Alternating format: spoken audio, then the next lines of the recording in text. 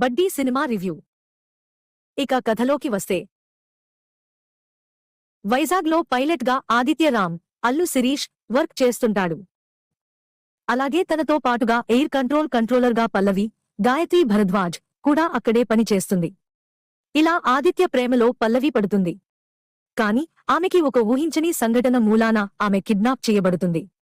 ఈ సమయంలో ఆమె ఆత్మ ఓ టెడ్డీ బేర్లోకి ప్రవేశిస్తుంది. అక్కడ నుంచి ఆ టెడ్డీ బేర్గా మారిన పల్లవి ఏం చేస్తుంది?